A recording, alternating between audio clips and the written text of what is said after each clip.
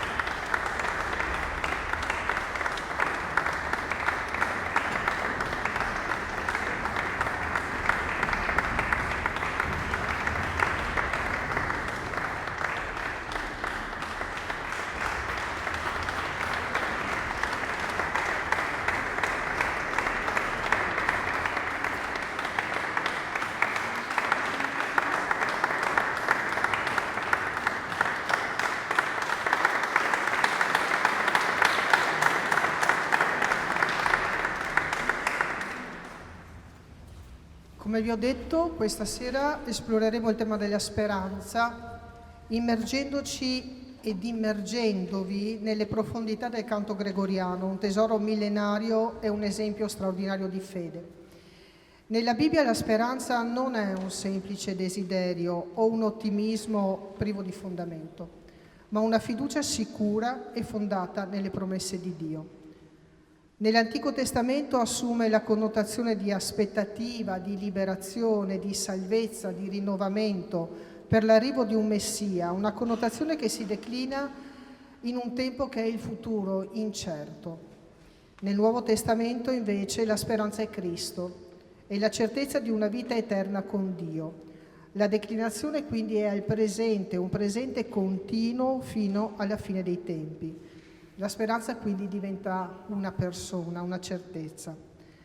Il programma che eseguiremo offrirà una sequenza di brani che esplorano il senso della speranza nei termini che vi ho appena detto e delle sue capacità di dare gioia, di dare conforto, di indicare una direzione a ciascuno di noi. Il repertorio verrà diviso in 3 parti, in 3 blocchi. Ogni parte verrà diretta da uno dei nostri docenti. Tra un blocco e l'altro abbiamo inserito 2 brevi letture. La prima è un brano poetico scritto da padre Davide Maria Turoldo. Il secondo intermezzo è tratto da un'opera che si chiama Il portico del mistero della seconda virtù ed è stato scritto da un teologo francese di nome Charles Péguy. Noi speriamo che sia per voi un repertorio che vi aiuti a capire e a comprendere fino in fondo la bellezza e la profondità del canto gregoriano. Speriamo che la speranza si rinnovi sempre in ciascuno di noi e che tolga tutti gli ostacoli che possiamo incontrare sulla nostra strada. E vi lasciamo con un versetto tratto dal Salmo 71. Ma io spererò sempre e ti additerò a tutte le mie lodi.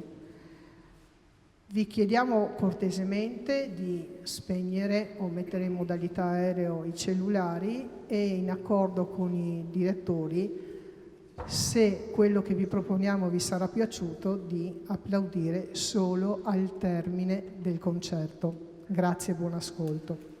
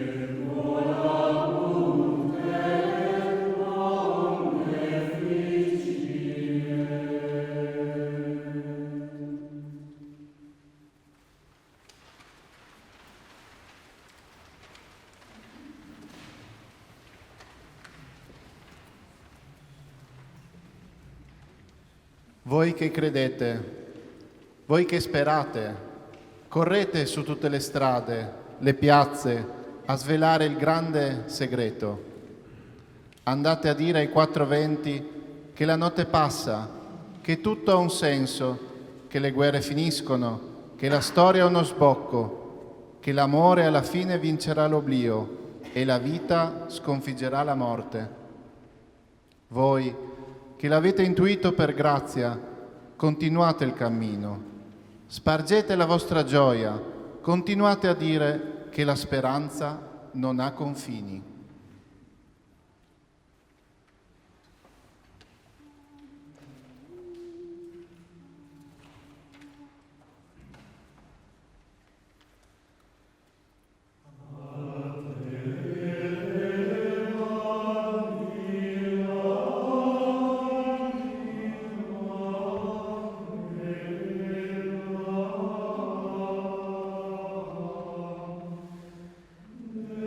Deus